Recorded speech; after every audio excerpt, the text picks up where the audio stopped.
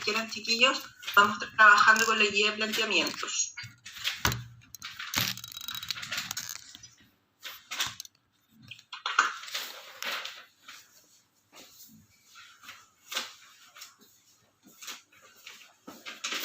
Chiquillos, es súper importante que corrijamos esta guía. Así que, por favor, trabajando, preguntando las dudas.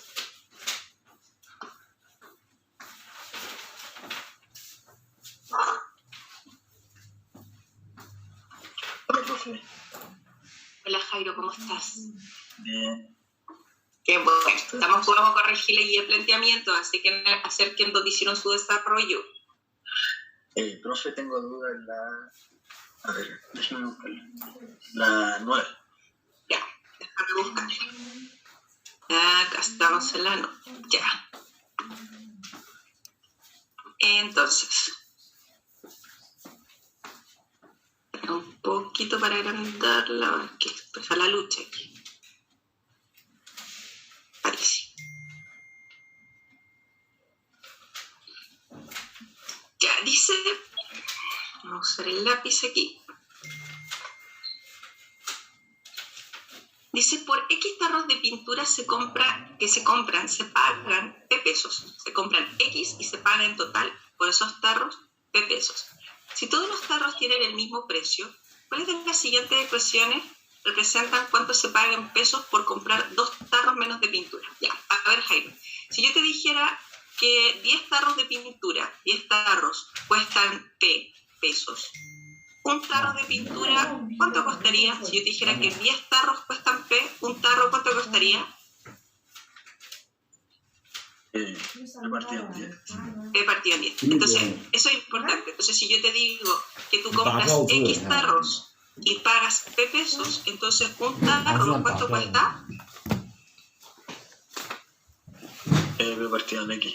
Eso es, muy bien. Entonces, eso es lo que cuesta un tarro, ¿ya? Entonces, esa es la lógica que tú tienes que utilizar. Voy a borrar, ¿ya? Entonces, si sabemos que un tarro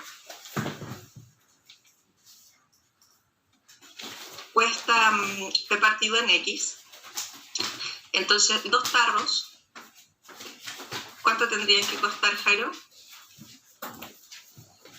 2P partido en X, ¿cierto? Y 3 tarros costarían 3P partido en X, ¿cierto? Pero a ti te están preguntando, ¿cuáles de las siguientes expresiones representan cuánto se paga en pesos por comprar 2 tarros menos de pintura? O sea, en vez de comprar X, ¿cierto? Compró, en este caso, X menos 2 tarros.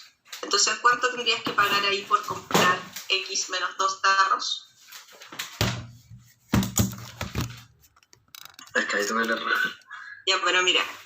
Fíjate que siempre tú quieres comprar un tarro, multiplicas 1 por P partido en X. Quieres comprar 2 tarros, 2 por P partido en X. 3 tarros, 3 por P partido en X. X menos 2 tarros. X menos 2, ¿no? Eso es, pues, X menos 2 por P partido en X. Y si tú le cambias el orden, te va a quedar así. Acuérdate que el orden de los factores no altera el producto. ¿Entiendes? Sí, profe. Gracias. Eso es, muy bien. Si las letras funcionan igual que los números, igual. ¿Qué chiquillos? ¿Qué más? En el orden que ustedes quieran. Profe, está bajito la 10, por favor. Ya. Déjame borrar.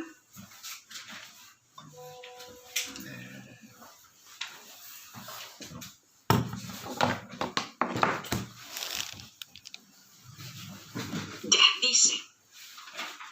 El dígito de las decenas de un número de 2 cifras, ojo, de 2 cifras, es igual al antecesor del dígito de las unidades.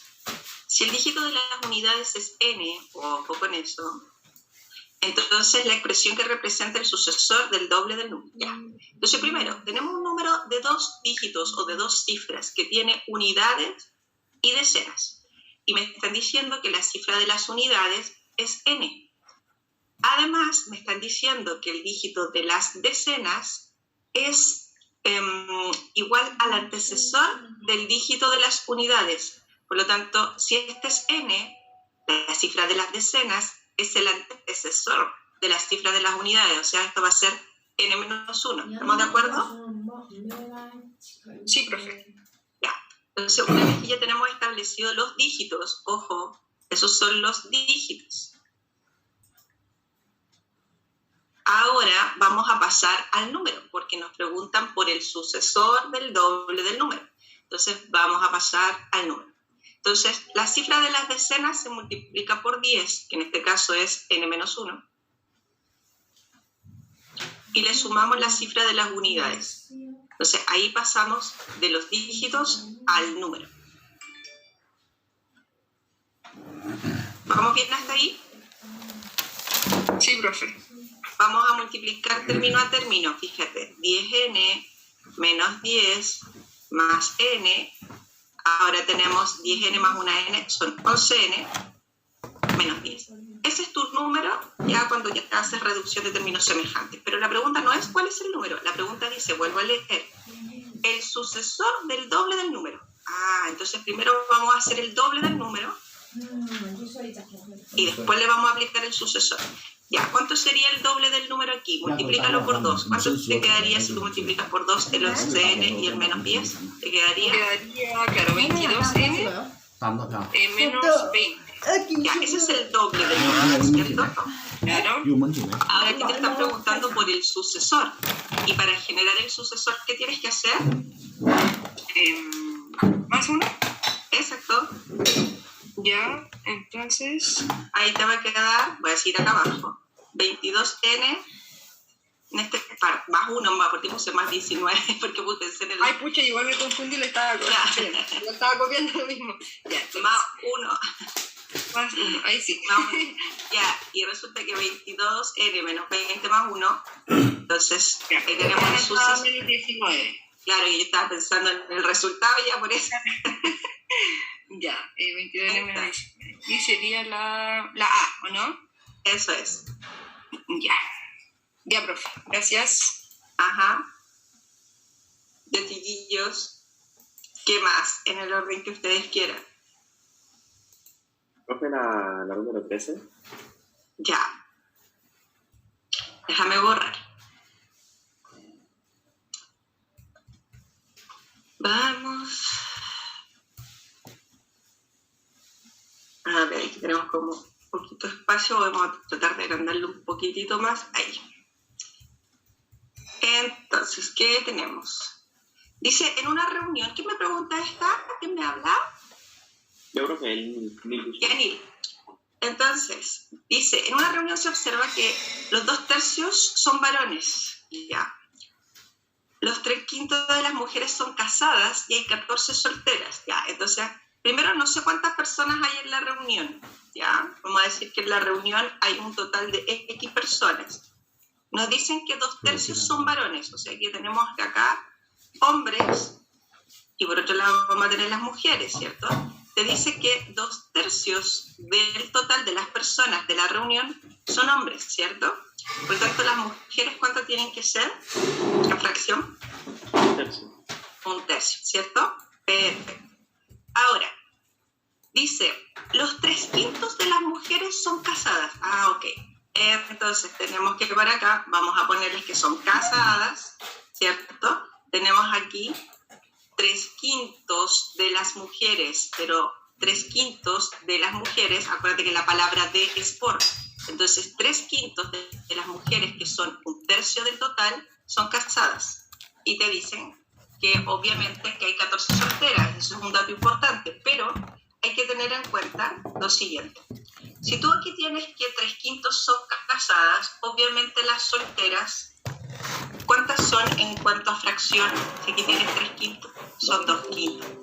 Entonces tenemos ahí 2/5 de 1/3 del total, vendrían a ser las solteras. Entonces tú vas a decir, perfecto, como yo sé que 2/5 de 1/3 del total son solteras y yo sé que las solteras son 14, las igualo. Y ahí voy a poder determinar el valor de X. ¿Se entiende? Entonces, ¿qué tenemos aquí? Vamos a multiplicar aquí primero las fracciones para que se vea ordenado. y vamos a despejar. Entonces nos queda 14 por 15. Acuérdate que el 15 que está dividiendo al otro lado multiplica y el 2 que está multiplicando divide, ¿cierto? Entonces aquí simplificamos, nos va a quedar el 2 en el 14 cabe 7 veces y 7 por 15 te va a dar 105. ¿Estamos bien hasta ahí? Pero cuidado porque la pregunta, acuérdate que X es la cantidad de personas que hay en la reunión y a ti no te están preguntando eso, te están preguntando por la quinta parte de los varones. Ya. Entonces, luego tenemos que calcular la quinta parte de los varones. Ya. ¿Y cuántos varones son? 2 tercios por X. 2 tercios por X. Pero en este caso son 2 tercios de 105. 105. Exacto, porque tú sabes que son 2 tercios de X, aquí pone en vez de X, pone 105. Y ahí vas a poder calcular, ¿ya? Entonces, ahí te va a quedar 2 partido en 15 por 105. Si tú haces los cálculos, el 15 en el 105 cabe 7 veces, ¿ya? Y 2 por 7 es 14. Ahí te va a dar. Eso es. ¿Se entendió? Sí, profe. Muchas gracias. De nada. Chiquillos, preguntando, trabajando, vamos viendo. Acuérdense que hoy día tenemos que revisar este material. Es importante que se acostumbren a trabajar y hacer los materiales. No importa que se equivoquen, el tema es que vamos viendo todas las dudas en clases. De chiquillos. La 15. La 15, vamos a ver. Esa misma iba a preguntar yo, que no me había quedado. La 15. Déjenme borrar, acomodar esta cosita. Es un poco más aquí, así yo creo esta cosa.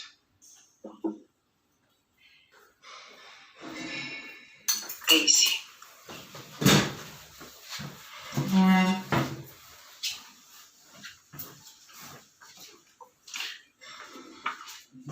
Ya, dice. Se tienen 16.000 pesos en monedas de 500 y de 50 pesos. Esto es un problema de mezclas, ¿ya? Entonces dice, si el total de monedas es 50, entonces la cantidad de monedas de 500 pesos. Ya, entonces vamos a decir que, como nos preguntan por la cantidad de monedas de 500 pesos, el número de monedas de 500 pesos va a ser X, ¿ya? Y como en total tenemos 50 monedas, entonces 50 menos X sería el número de monedas de 50.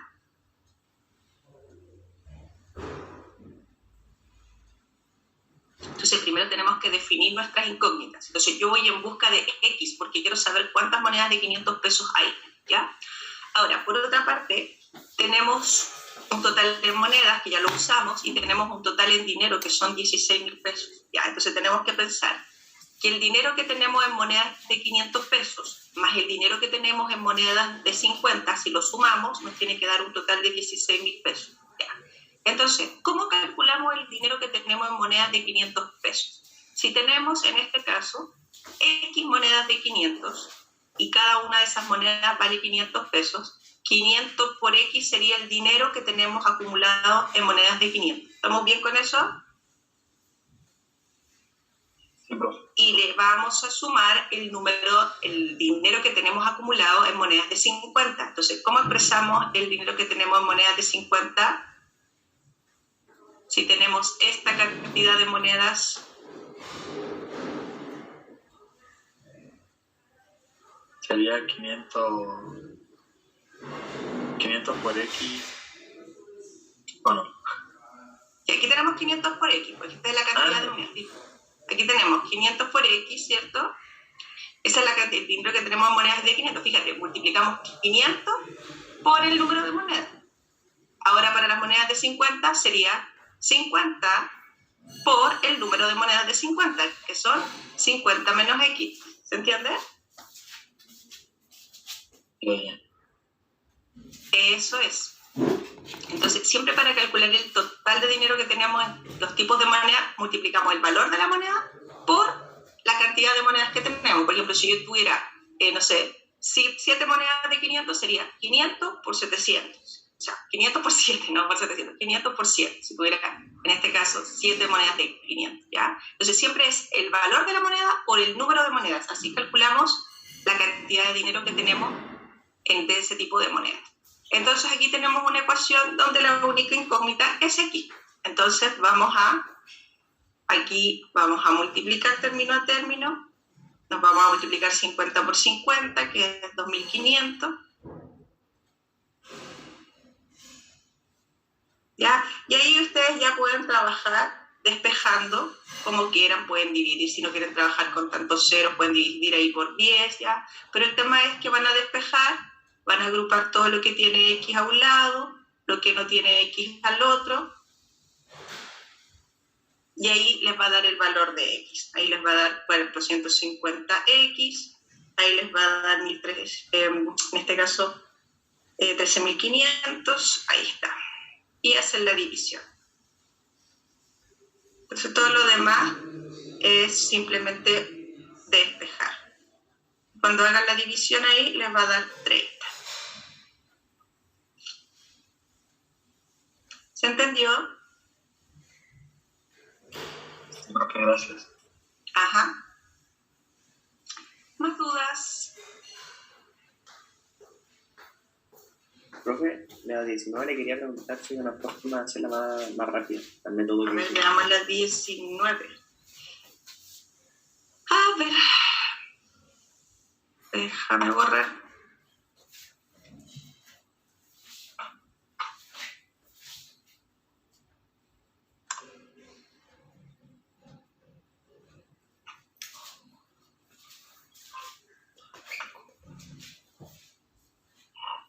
A ver.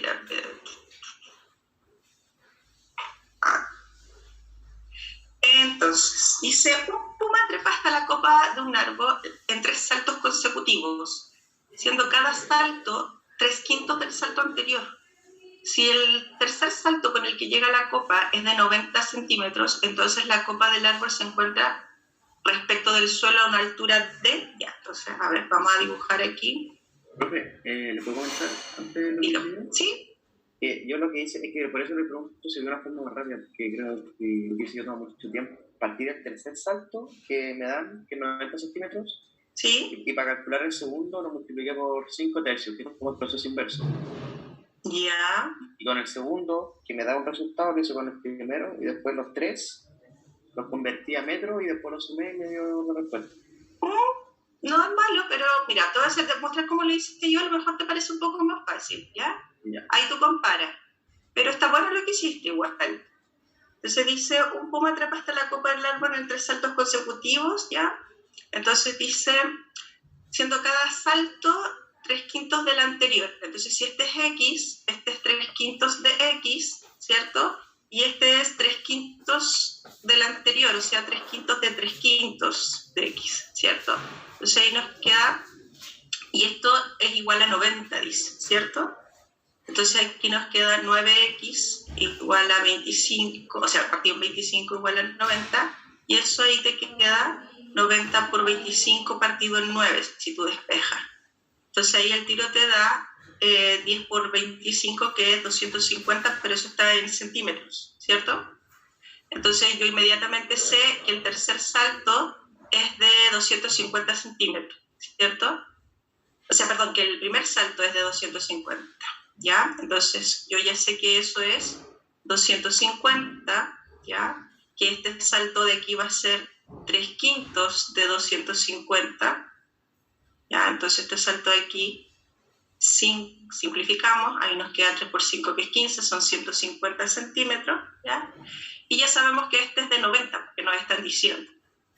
Entonces, ahí tenemos el primer salto, que debiera ser de 2, bueno, lo llevamos a, esto está todo en centímetros. Entonces yo saqué todo en centímetros y sumé, ¿cierto? Entonces el total entre los 3 saltos, ¿ya? Es de 250 más 150 más 90, ¿cierto? Eso me va a dar 490, pero está en centímetros. Entonces, para llevarlo a metros, lo divido por 100. Y ahí me queda 4,9. No sé si te parece más corto. Sí, igual encuentro como más entendible, porque lo mío es más o menos confuso. Un poquito más enredado, claro, porque lo hiciste con la razón inversa, entonces te fuiste como haciendo como el proceso hacia atrás. Entonces, bueno, ahí tienes otra opción. Como siempre, si tú llegas al resultado correcto, es válido, porque cuando tú estés en la prueba nadie te va a ayudar, entonces si sacaste el resultado correcto, está perfecto. El tema es que puede ser que con esta forma te dé un poquito más rápido, ya el proceso de desarrollo es un poquito más fácil, pero igual está bueno lo que tú hiciste. Ya, pues, muchas gracias. Uh-huh.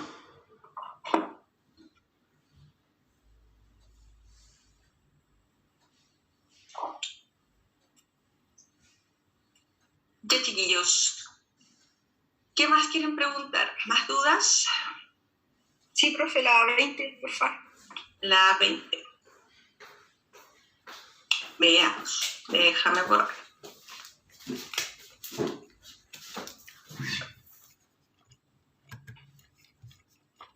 Dice aquí, 3 hermanos se reparten 300.000 pesos de tal forma que el mayor recibe el doble del segundo y la tercera parte del menor de ellos. Entonces, ¿cuánto recibe este último? Entonces, hay que leer con calma aquí. Entonces, tenemos el hermano mayor, tenemos el hermano del medio, el segundo, y el hermano menor, ¿cierto? Entonces, vamos a hacer un listado aquí con todos los datos. Dice, 3 hermanos se reparten 300.000 pesos de tal forma que el mayor recibe el doble del segundo. Ya, entonces, no tengo idea cuánto recibe el hermano del medio, que es el segundo. Vamos a decir que el segundo recibe X, ¿cierto? Pero el mayor recibe el doble del segundo. Entonces yo digo, entonces el mayor recibe 2X. ¿Vamos bien hasta ahí? Sí, profe, bien. Entonces tú tienes que dejar todo en términos de X. Ahora, cuidado con la última parte, porque dice, y se refiere al segundo, ya dice, la tercera parte del menor de ellos, o sea, el segundo, que es el hermano del medio, recibe la tercera parte del menor. Este recibió la tercera parte de este. Por lo tanto, ¿cuánto recibió el menor en términos de X? En ese caso, profe, no sé si está bien, X partido en 3 puse yo. Ya, al revés. Porque Porque dice dice que, ¿o no? Fíjate, ahí está. Claro, porque dice, el segundo recibe la tercera parte. O sea, por ejemplo, supongamos que este recibiera 10. Entonces, si este recibió la tercera parte, el otro recibió 30, porque la tercera parte de 30 es 10. ¿Te das cuenta? Entonces, después, cuidado con la interpretación. Esto es el triple de X. Ya. Porque, fíjate, dice, el segundo recibe la tercera parte del más chico. La tercera parte de 3X es X.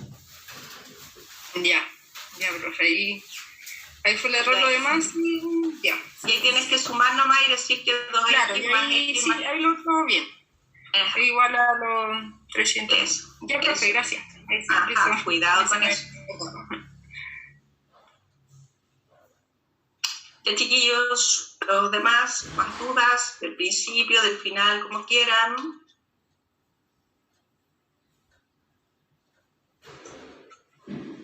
Profe, la 22. Ya, veamos la 22. Vamos a borrar.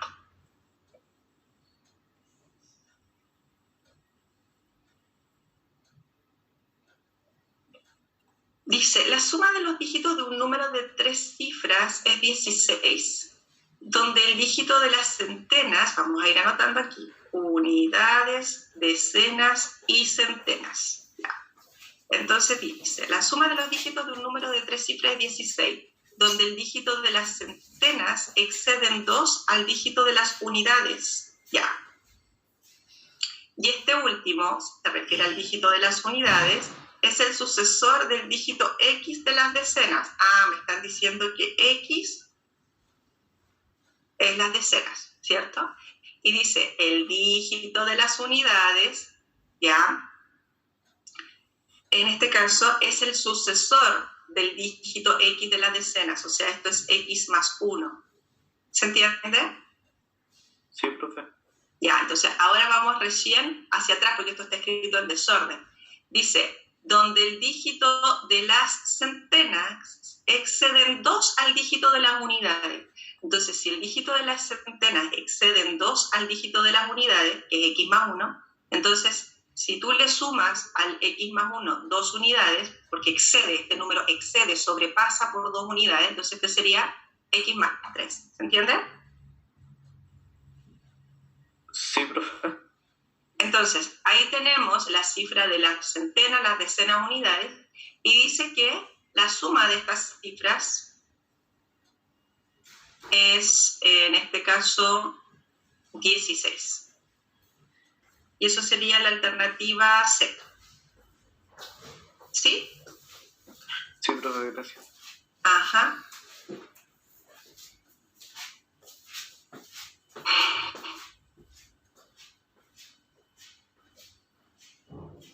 Profe, la 23, por favor, la que sigue abajito. Ya.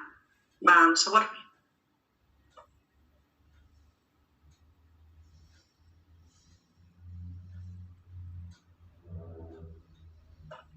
Dice, la edad actual de Andrea es la mitad de la de Beatriz. Y hace 10 años la edad de Andrea era los 3/7 de la edad que tenía Beatriz.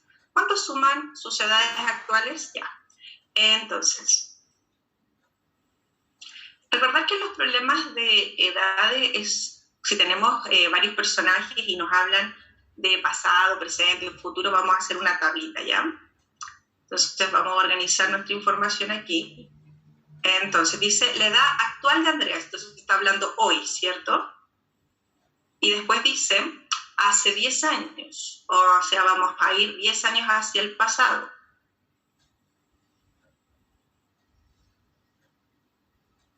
Ya. Entonces, después dice cuánto suman sus edades actuales, ya. Entonces aquí no nos hablan de futuro, así que lo vamos a dejar así. Entonces, vamos bien.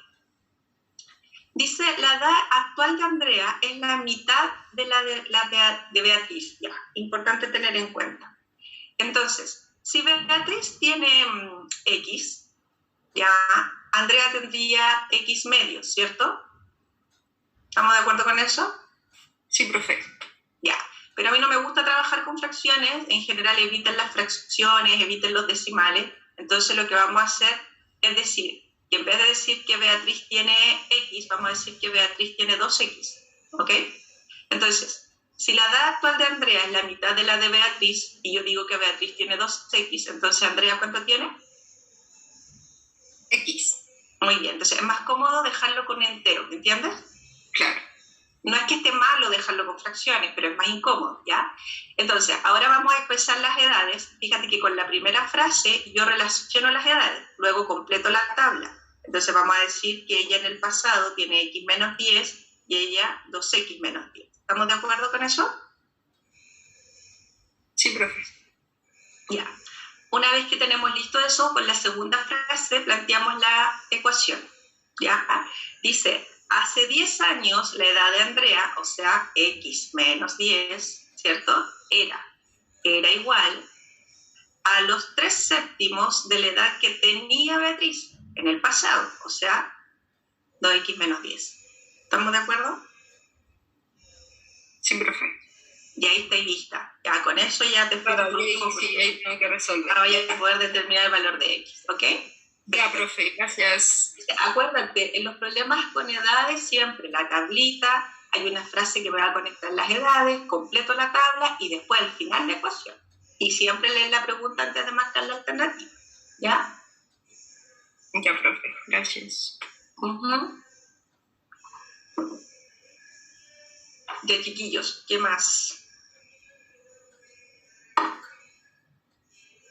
¿Algún otro ejercicio que quieran corregir conmigo? Profe, la 20. Perdón, la 20. No era la 20, era la 21. 21, también de edades. Vamos a ver. A ver.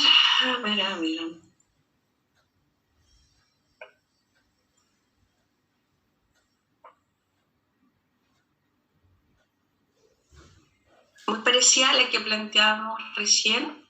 Dice,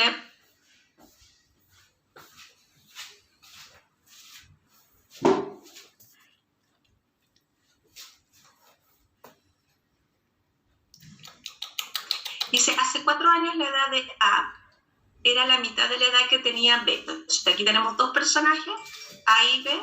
Vamos a hacer nuestra tablita, Jairo, porque es un problema de edades.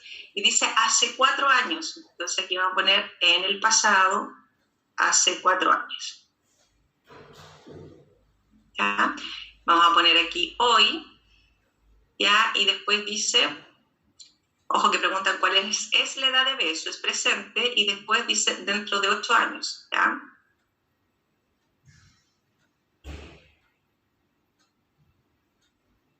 Ya, entonces ahí vamos a ver en 8 años hacia el futuro.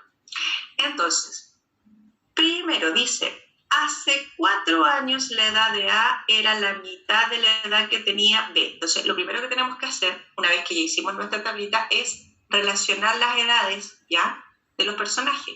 Y me están diciendo que hace 4 años la edad de A era la mitad de la edad que tenía B, ¿ya? Entonces, importante, si yo digo que B tiene X, A tendría X medio. ¿Estamos de acuerdo? Jairo. Sí.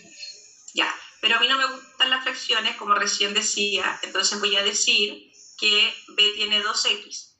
Si B hace 4 años tenía 2X, ¿cierto? Y dice que la edad de A hace 4 años era la mitad, vamos a decir que A tiene X. Es más cómodo sin fracciones que con fracciones, ¿se entiende? Ya, eso no lo había. ¿Ya? Entonces trata de no trabajar con fracciones porque hace que el proceso sea más engorroso. No es que esté malo, Jairo, ¿eh? Ahora, esto es en el pasado. Entonces, si yo quiero ir ahora al presente, ¿qué edad tiene A en el presente? Términos de X, claro. Jairo. X menos 4. Ya, pero es que vamos a ir al presente. Entonces, si avanzamos en el tiempo hacia adelante, no tienes que X más 4, eso es. Y B tiene 2X más 4, ¿cierto? Ahora vamos a ir al futuro.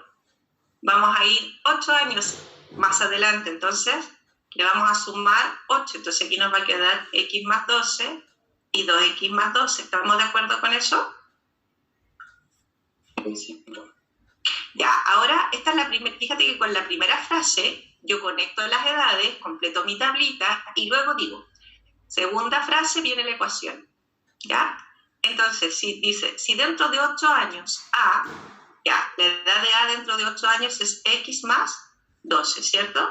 Si dentro de 8 años A tendrá, o sea, será igual a la edad actual de B. Ah, la edad actual de B, que es 2X más 4.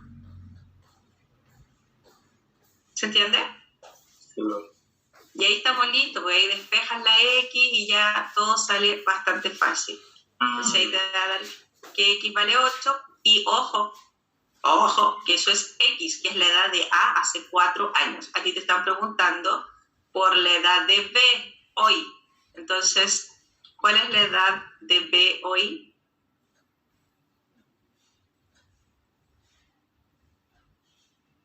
(12X más 4), eso es, ¿ya? Entonces, donde dice X, tú pones 8. Y ahí te va a dar 2 por 8, 16, más 4 son 20. Ya, profe. ¿Ya? Entonces siempre tienes que leer la pregunta ya antes de marcar la alternativa, porque te pueden poner, en este caso no fue así, que te pusieron 8, pero a veces te ponen 8 dentro de la alternativa. ¿Ya? Ya, profe, gracias. Ajá. ¿Qué más, chiquillos? En el orden que ustedes quieran.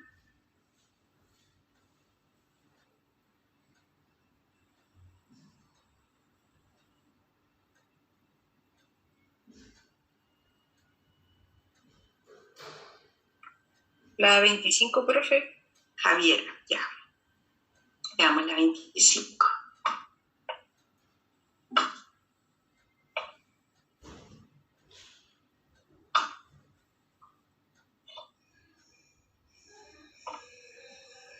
A ver, dices, las edades de Sebastián, Belén y Fernando suman 60 años. Si Belén tiene 2 años más que Sebastián y la suma de ambos exceden en 16 años a la edad de Fernando, entonces, ¿cuántos años tiene Belén? Ya. Vamos a ver, ponemos aquí Sebastián, vamos a poner la Belén y vamos a poner Fernando. ¿Cierto? Ya. Dice, Las edades de Sebastián, Belén y Fernando suman 60, eso lo vamos a usar al final, ¿ya? Dice, Belén tiene 2 años más que Sebastián, o sea, si Sebastián tiene X, porque nunca me lo dicen, la Belén tiene X más 2, ¿cierto? Hasta ahí vamos bien, ¿sí? Sí, profe.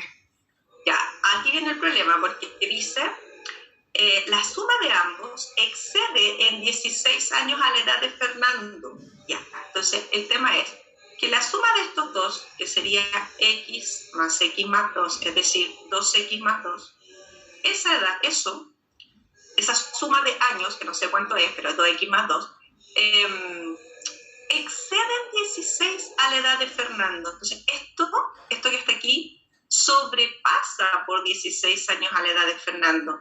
Entonces, ¿cómo expresamos la edad de Fernando con esta expresión? Javiera, dime, no importa que te equivoques. ¿Le restamos 16? Perfecto, eso era todo lo que necesitaba que me dijeras.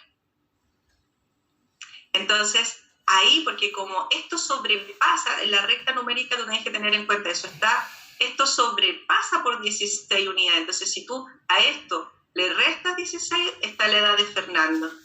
Eso era todo lo que tenías que calcular. Entonces, la edad de Fernando entonces es 2X menos 14.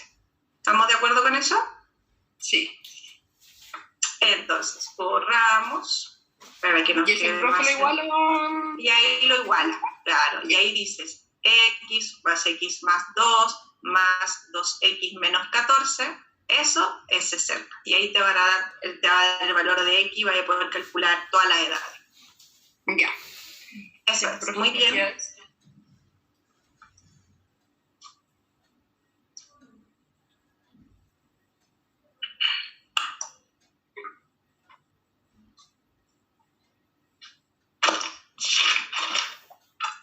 Javiera, ¿cuál es tu apellido? Mi apellido es Jorqueta. Javiera Jorquera. El otro que me ha preguntado harto es Jairo. Jairo, ¿tu apellido? El pan. Cayupán. ¿Sabes que tengo harto Jairo? Tengo el Jairo Mesa, Jairo Cayupán. Oye, este año es el año de los Jairo, Jairo González. Tengo harto Jairo. Y nunca había tenido ninguna alumna que se llama Jairo. Este año tengo 3. Ya, Javiera, Jairo, Nil, también me pregunto Nil. Nil, esto yo Guzmán, ¿cierto? Yo creo que Muy bien. Sí, lo que pasa es que yo también tengo que informar a los alumnos que preguntan. ¿Quién más me hizo preguntas que de repente no alcancé a anotar? El Pedro, profe. Pedro Salazar. Pedro. Sí. Pedro Salazar, bien, chiquillos. Eso se trata de que vayan preguntando, ¿ya? Los demás chiquillos están ahí acostaditos, están ahí. Pregunten. Si no, voy a pasar al tiro de geometría.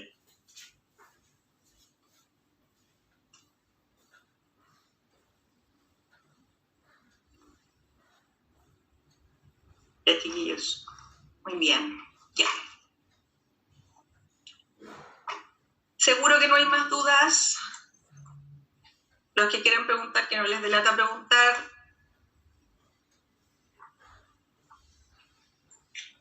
Ya.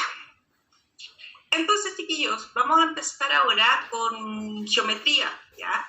Ojo que es importante que sepan que cada vez que cerramos una unidad hay un módulo, ¿ya? El módulo tiene como 50 o 60 preguntas, siempre es como una guía bien gordita con hartos ejercicios. Todos los que quieran ejercitar más y quieran que les vaya bien después en los controles y en las pruebas, tienen que estar haciendo los módulos, ¿ya?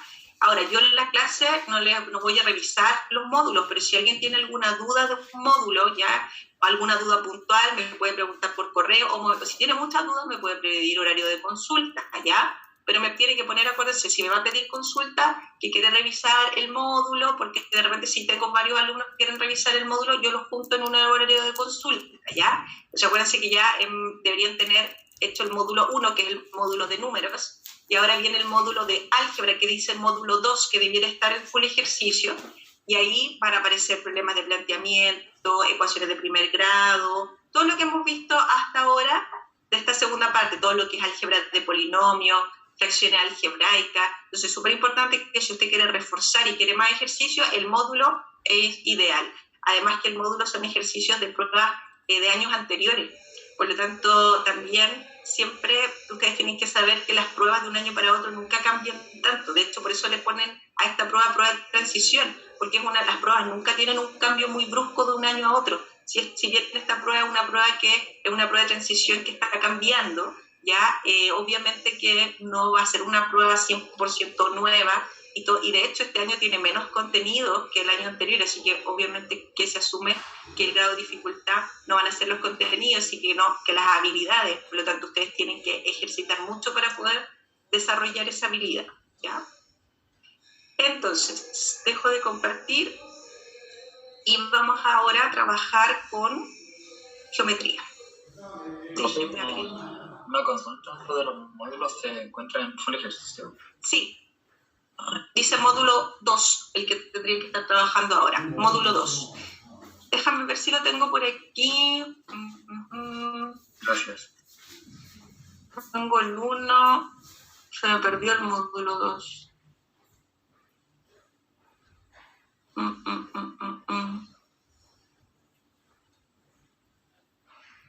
A ver si lo encuentro.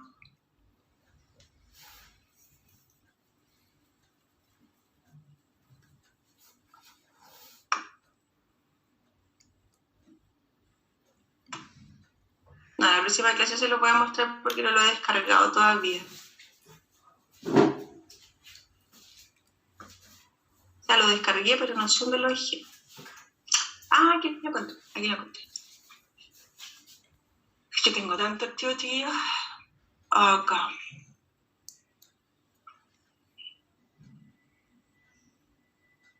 Ahí está, ese es el módulo 2. Lo están viendo ahí en pantalla.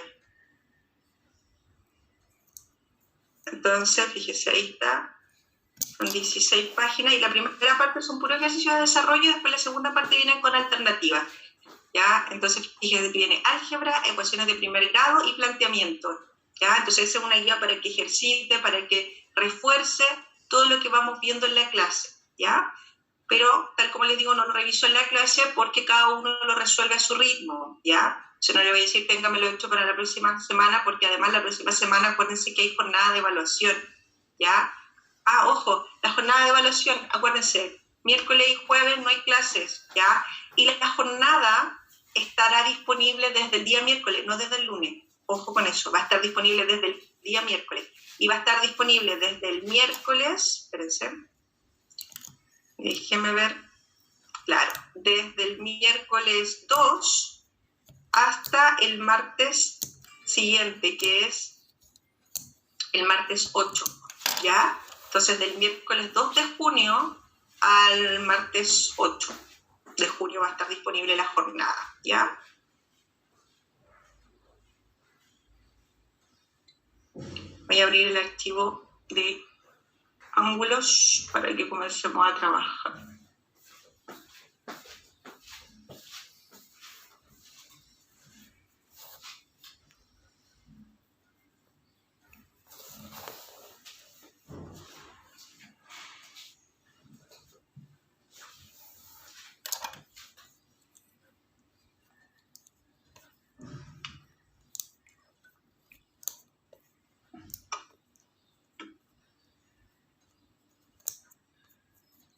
Y chiquillos, en esta clase vamos a ver conceptos básicos de lo que es ángulo de triángulos, ¿ya?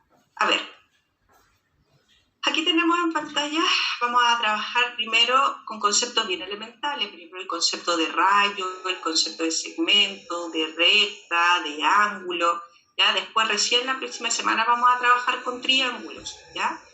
Entonces aquí tenemos el concepto de punto. El punto es una idea bien abstracta, a uno le parece muy sencillo el concepto de punto, pero el punto es una marca que uno deja en una parte del plano, de la superficie, y el punto no tiene dimensión, es decir, no tiene un tamaño, no tiene un grosor, no tiene un espesor, no tiene una medida, sino que el punto es simplemente un lugar que vamos a marcar sobre una superficie, ¿ya? Y ese punto siempre lo vamos a determinar con una letra mayúscula, ¿ya? En este caso ahí tenemos el punto Q. Ahora, el segmento es un conjunto rectilíneo de puntos, es un conjunto infinito de puntos, ¿ya? Entonces, en este caso ahí tenemos el segmento AB. Entonces, el segmento, la característica que tiene, que punto A y termina en el punto B. El segmento es acotado, tiene principio, tiene final. En cambio, el rayo también es un conjunto rectilíneo de puntos, o sea, un rayo está formado por infinitos puntos, uno al ladito del otro, pero la diferencia es que el rayo tiene un punto de partida, que es C, pasa por el punto D, pero se extiende infinitamente. Entonces el rayo tiene un punto de partida, pero es una línea que se extiende infinitamente en el sentido de la flecha que tenemos aquí. Entonces, por eso es importante que el segmento y el rayo son cosas distintas. El rayo tiene principio y final, en este caso, perdón, el segmento tiene principio y final y el rayo no, tiene por uno de sus extremos es infinito, ¿ya? Ahora, la recta, a diferencia del rayo, es infinito por ambos extremos, también es un conjunto rectilíneo infinito de puntos, pero pasa por el punto E, pasa por el punto F, pero no tiene ni principio ni final, a diferencia del rayo que parte en un punto, que es el punto C, y se extiende infinitamente por uno solo de sus extremos. En cambio, la recta se extiende infinitamente por ambos extremos, ¿ya? Entonces, ojo con el concepto de segmento, de rayo y de recta, que son conceptos diferentes, ¿ya? Ahora, ¿qué es lo que es un ángulo? Un ángulo es una porción del plano que queda limitada por dos rayos que parten desde el mismo punto. Fíjense que ahí tengo el rayo OA y el rayo OB. Esa porción del plano que queda limitada ahí entre esos dos rayos es el ángulo. Ahora, todo ángulo, importante, tiene un vértice. Cuando yo escribo el ángulo, ya siempre el vértice tiene que quedar en el centro de la notación. Entonces yo digo el ángulo AOB, ¿ya? Otra cosa importante, el ángulo también lo podemos marcar con letras del alfabeto griego, ¿ya? Entonces yo puedo hablar, por ejemplo, del ángulo alfa. Siempre las alfa, beta, gamma, delta se usan para marcar o determinar la medida de un ángulo, ya que nosotros vamos a trabajar con la medida del ángulo en grados, ya porque también los ángulos se pueden medir en radianes, pero nosotros vamos a trabajar solo con grados para la prueba, ¿ya? Ahora, los ángulos los vamos a clasificar de acuerdo a su medida. Bueno, los vamos a clasificar de muchas maneras, no solo de una, pero una de sus clasificaciones es de acuerdo a su medida. Tenemos el ángulo nulo, que es cuando los dos rayos se cierran y coinciden, ese ángulo mide 0 grados, ¿ya? Entonces, cuando los dos rayos se cierran y se juntan en un solo rayo, ese ángulo mide 0 grados, ángulo nulo, ¿ya?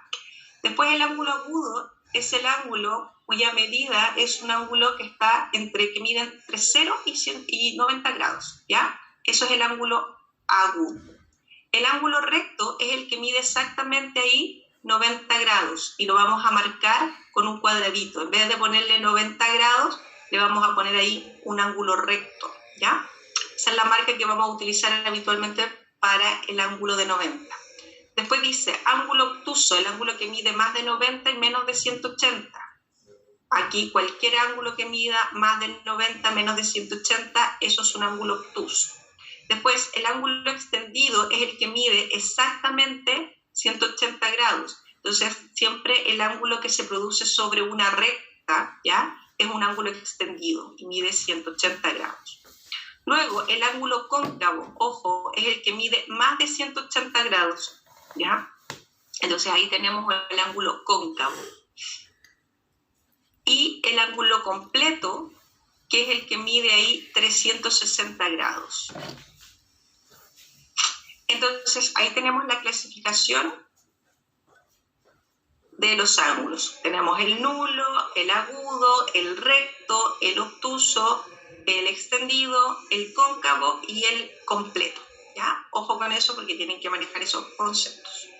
Luego, dice, danos los puntos A, O y B colineales. Ojo, ¿qué significa puntos colineales? Colineales significa puntos que están sobre la misma línea recta. Entonces, ese punto A, ese punto O y ese punto B, si me dicen que son colineales, me están diciendo que forman un ángulo extendido, ¿ya?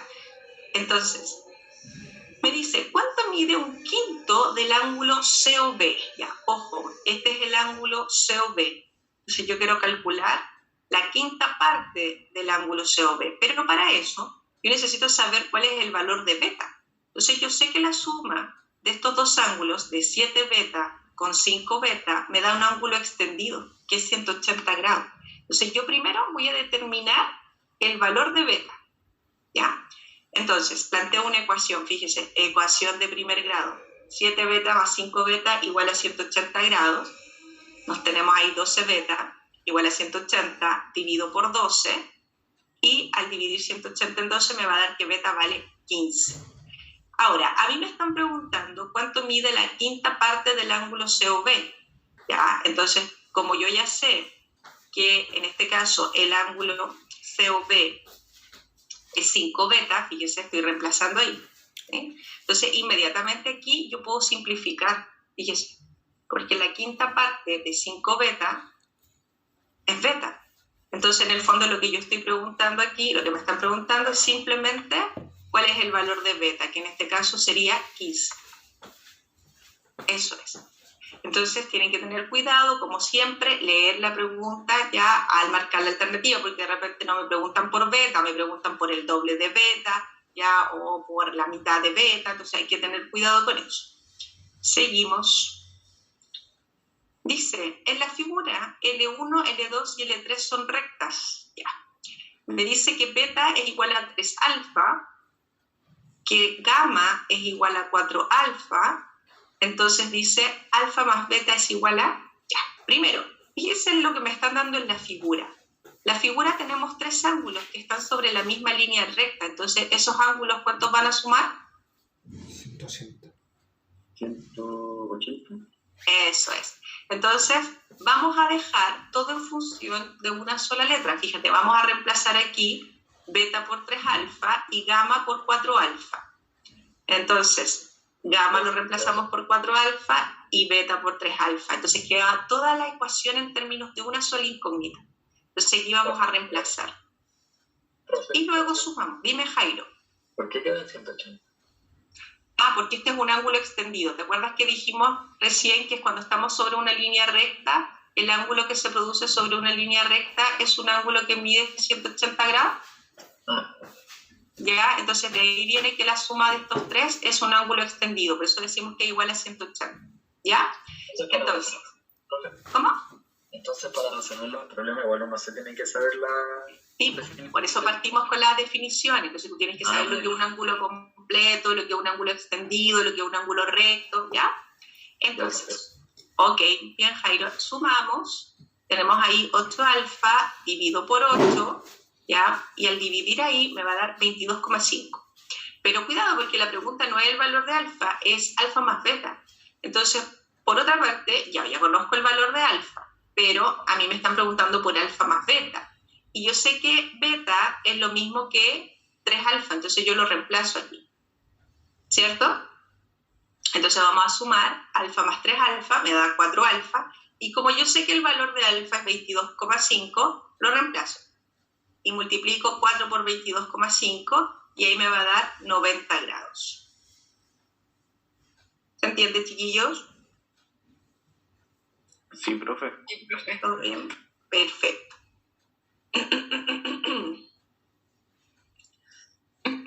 Aquí tenemos otra figura, fíjese, dice, en la figura el ángulo X mide 8A más 24 grados, entonces el valor de X. Entonces la pregunta es, ¿cuánto suman todos esos ángulos que hay? Se me pasó. ¿Cuánto suman todos esos ángulos que están ahí? 360. 360. Entonces, si sumamos, ya tenemos una ecuación y lo igualamos a 360, estamos listos. Ahora, ojo, ahí yo puse X más A más 2A más 3A igual a 360, ¿ya? Entonces el tema es que si yo sumo aquí los términos semejantes, me queda X más 6A, y yo sé que X es 8A más 24, entonces lo voy a reemplazar, ¿ya? Entonces reemplazamos el X y sumamos términos semejantes. 8A más 6A son 14A. El 24 que está sumando al otro lado resta, ¿cierto? Y luego vamos a despejar y vamos a encontrar el valor de A. Entonces, 336 ahí dividido en 14, ya ahí estoy simplificando por 2 primero, y luego al dividir por 7 me va a dar 24 grados. Pero cuidado, porque la pregunta no es cuál es el valor de A, la pregunta pregunta dice el valor de X. Entonces X es 8A más 24. Entonces vamos a reemplazar aquí el valor de A por 24. Hacemos los cálculos y tenemos nuestro resultado. ¿Se entiende? Sí, profe. Ok, seguimos. Ya, seguimos con más conceptos. Ya, fíjese. Recién estábamos viendo una clasificación que era por medida de los ángulos. Dijimos el ángulo agudo, el ángulo obtuso, el recto, el extendido, el completo, el nulo. Era por la medida de los ángulos, ¿cierto? Que medía 0 grados era el nulo, el que medía 90 grados recto, el que medía 180 grados extendido, ¿cierto? Ahora vamos a hacer una clasificación distinta de los ángulos. Esta clasificación dice que tenemos ángulos consecutivos, adyacentes o opuestos por el vértice. Y esta clasificación es según la posición, ¿ya? Entonces dice, ángulos consecutivos son aquellos ángulos que tienen el vértice y un lado en común. Fíjense, el vértice, que en este caso es O, y un lado en común, o un rayo en común, ¿ya? Y sus regiones interiores no se intersectan, o sea que no se cruzan los ángulos, ya están absolutamente separados. Esos ángulos se llaman ángulos consecutivos, los que comparten rayo, un lado, y un vértice, ¿ya? Ahora, los ángulos adyacentes, dice, son aquellos que tienen el vértice y un lado en común. Fíjense que vértice y lado en común, o sea, estos ángulos también son consecutivos.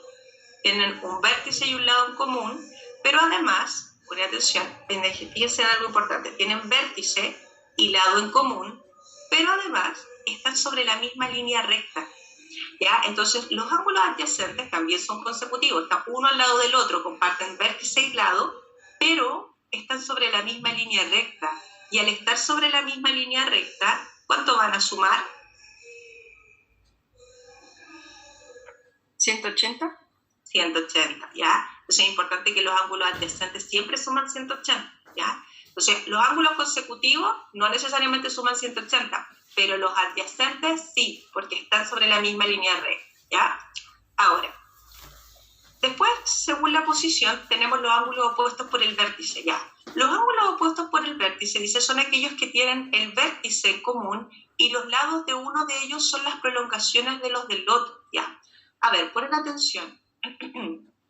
En el fondo, los ángulos opuestos por el vértice siempre se dan, por ejemplo, yo tengo este ángulo, llamo el ángulo beta. Si yo proyecto este lado en línea hacia allá y proyecto este lado en línea hacia allá, este ángulo que tenemos aquí es beta. Esos ángulos son opuestos por el vértice y son iguales, ¿ya? Ahora, siempre se tiene que dar por la intersección de dos rectas, de dos rayos. El tema es que los ángulos opuestos por el vértice son siempre de igual medida, ¿ya? Pero tienen que tener cuidado, porque, por ejemplo, si a mí me ponen, voy a dibujar aquí, este ángulo, y después me ponen este ángulo aquí. Fíjense que estos ángulos, si bien hacen contacto por el vértice, no son colineales estos puntos. Por ejemplo, esa línea de ahí no sigue en la misma línea hacia el otro lado. Por lo tanto, este ángulo de aquí con este de aquí, si me preguntan, estos ángulos no son opuestos por el vértice. Para ser opuestos por el vértice tiene que darse por la intersección de dos líneas continuas. ¿Se entiende? Sí, profe. Ya, entonces cuidado con eso. No basta que los ángulos hagan contacto con el vértice, tienen que ser dos líneas continuas ahí las que hagan contacto para que se generen ángulos opuestos por el vértice. Por eso dice ahí que tienen que ser las prolongaciones, ¿ya?, de los lados de un ángulo para que se generen los ángulos opuestos por el vértice, ¿ya? Entonces esos ángulos son de igual medida. Dime. Entonces, en un ángulo consecutivo no se puede sumar 180 entonces. No, los consecutivos están uno al lado del otro, comparten vértice y lado, no necesariamente suman 180. Pero lo dijo necesariamente. No, pero no necesariamente. No, lo que pasa es que no es necesariamente, dije. Los ángulos consecutivos no necesariamente suman 180, pero por ejemplo, estos ángulos son consecutivos porque comparten vértice y rayo, pero estos consecutivos están sobre la misma línea recta, por eso suman 180. ¿Se entiende? ¿También son consecutivos entonces? Sí. Lo que pasa es que los ángulos, mira, Leamos la definición. Dice, ángulos consecutivos son aquellos ángulos que tienen vértice y lado en común. ¿Ya? Fíjate acá. Ángulos adyacentes tienen vértice y lado en común. ¡Ah! ¿Te das cuenta? Ya, entonces, está clasificado. Pero espérate, ¿cuál es la diferencia? ¿Cuál es la diferencia entre los consecutivos y los adyacentes? Que los adyacentes, además, están sobre la misma línea recta. Ya, pero entonces los adyacentes son como, o sea, son dos consecutivos en la misma línea recta, ¿eso? Exacto. Yeah. Exactamente. Los ángulos adyacentes son dos ángulos consecutivos que están sobre la misma línea recta. Eso es. Ya, gracias. Ok. Ya, y una cosa importante, este ángulo es igual con S y este ángulo de aquí es igual con S. Entonces, cuando yo genero ángulos opuestos por el vértice, ya, ahí siempre se me van a dar dos pares que son de igual medida, ¿ya? Los que están pintados de igual color. Ahora, la suma de esos cuatro ángulos, ¿cuánto me va a dar siempre? 360 grados. ¿Todo bien hasta ahí? Sí, profesora. Ya, ahora, importante esta notación, miren a eso que aparece ahí tan chiquitito. Esa notación habla de congruencia. Ese es el símbolo de congruencia, que es lo que viene después. Cuando nosotros hablamos de cosas que son congruentes o ángulos que son congruentes, son de igual medida, ¿ya? Entonces, cuando a mí me aparezca ese símbolo, significa que el ángulo beta tiene la misma medida que el ángulo alfa. Eso significa congruente, ¿ya? Luego, bisectriz. ¿Qué es una bisectriz? Es un rayo que divide a un ángulo en dos ángulos de igual medida, y cuando aparece esta letra, ojo aquí, fíjese, esa letra T, como una letra T pero invertida, fíjese, eso significa perpendicular.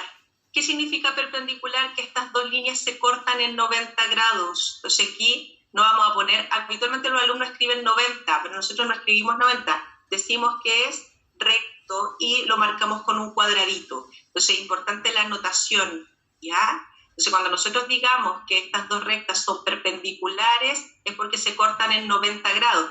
Y se cortan en 90 grados en todos lados, acá, acá, acá. Eso es ángulo recto, ¿ya?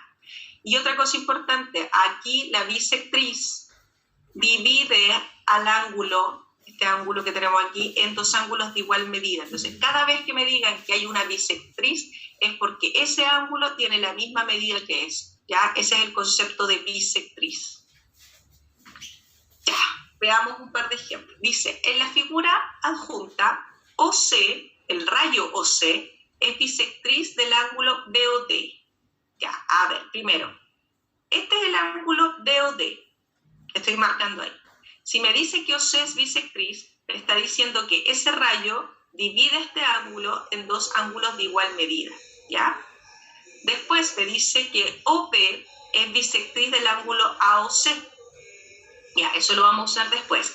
Y ojo, que me dice que el ángulo BOD mide 80 grados. O sea, me está diciendo que todo este ángulo mide 80.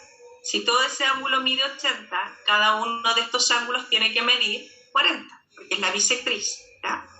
Ahora, además, están diciendo que OB es bisectriz, o sea que esto que está aquí, OB, es bisectriz del ángulo AOC, o sea, divide este ángulo AOC, fíjese, se lee así, AOC, ¿ya? Esto significa que estos dos ángulos que están aquí son de igual medida, por lo tanto, si este mide 40, ya este también tiene que medir 40, ¿ya? Entonces me preguntan por el ángulo AOC y claramente el ángulo AOC, que todo este, mide 80 porque es 40 más 40, ¿cierto? ¿Todo bien ahí? Sí, perfecto. Ok. Dice, en la figura adjunta, OA perpendicular con OC. Fíjense en la anotación, el rayo OA perpendicular con el rayo OC. Entonces vamos a marcar OA perpendicular con OC. Después dice OB perpendicular con OD. Fíjense que se tienen que ir acostumbrando a marcar la información en la figura, ¿ya? Y me dicen que el ángulo AOB mide 45 grados. Entonces si el ángulo AOB mide 45 grados y yo sé que todo este ángulo de aquí mide 90, entonces OB lo que está haciendo es de bisectriz, porque lo que falta para completar 90 ahí son 45 más, ¿cierto? Y luego, como yo sé que este ángulo que tenemos acá también mide 90 grados, ¿cierto? Porque es un ángulo recto, entonces para completar ahí, este ángulo también mide 45, para completar los 90. Entonces el valor de alfa, fíjense, el ángulo alfa que está ahí, es 45 grados. Y a mí me están preguntando por 2 alfa, es decir, 2 por 45, que sería 90. ¿Ya? Entonces estamos usando los conceptos de perpendicularidad, de bisectriz, ¿ya? Entonces es importante la clasificación de los ángulos, saber cuándo los ángulos son rectos, son obtusos, extendidos, adyacentes. Todas esas definiciones se las tienen que aprender, ¿ya? Último. Dice, en la figura adjunta, L1 y L2 son rectas. Entonces, me preguntan por 2 lambda más 4 epsilon más 3 delta más beta. ¿Ya? Entonces, se tienen que acostumbrar porque ahí vamos a usar puras letras. Para los ángulos siempre se usan letras del alfabeto griego, ¿ya? Entonces, ¿qué pasa? Lo primero que yo veo aquí es que aquí tengo rectas que se intersectan y que la suma de esos 4 ángulos es 360. Pero por mucho que yo sepa que la suma de esos ángulos es 360, ya no me va a servir mucho porque no me están preguntando por la suma de los 4, sino que por 2 lambda más 4 epsilon más 3 delta, ¿ya? Entonces hay que tener cuidado ahí. Entonces, lo primero que yo veo aquí, además de que los ángulos, todos los 4 suman 360, es que hay ángulos opuestos por el vértice. Entonces esos ángulos son de igual medida, o sea, lambda es igual a delta y beta es igual a epsilon. Lo primero que tengo que sacar de ahí, y luego lo que vamos a hacer es disminuir la cantidad de incógnitas que hay ahí, porque tengo 4 incógnitas y yo necesito determinar el valor de esa expresión. Entonces, ¿qué pasa? Vamos a reemplazar, fíjese. En vez de poner epsilon, voy a poner beta, porque epsilon es igual a beta, ¿cierto? Y en vez de poner delta, voy a poner lambda, porque delta es igual a lambda, ¿cierto? Entonces, fíjese que al hacer eso, yo paso de tener 4 incógnitas a tener solo 2. Y si yo sumo, fíjese, ahí estoy reemplazando, si yo sumo me queda 2 lambda más 3 lambda son 5 lambda. Y 4 beta más beta son 5 beta. Entonces, ¿qué pasa? Al sumar nos damos cuenta que tienen el mismo coeficiente los 2 ángulos. Entonces puedo factorizar. Fíjense, factorizaciones, ¿ya? Ahora, yo sé que lambda más beta, fíjense, lambda más beta, están sobre la misma línea recta. Esos ángulos, ¿cuánto tienen que sumar lambda más beta? 180. 180. Entonces yo ya sé que lambda más beta, como son 2 ángulos que son, en este caso, adyacentes, ya, son un par lineal también se dice. Entonces suman 180, multiplicamos y tenemos ahí 100 por 180 que nos va a dar 900. Entonces, toda la información yo la voy sacando de la figura, ¿ya? A veces no toda la información me sirve, pero yo tengo que saber que ya hay ángulos opuestos por el vértice, que los 4 ángulos suman 360 y que los ángulos que están sobre una misma línea recta suman 180. ¿Se entiende? Sí, profe. Perfecto. Ya, próxima clase seguimos. Vamos a pasar la lista porque ya me quedan poquitos minutos. Ya, chiquillos, entonces,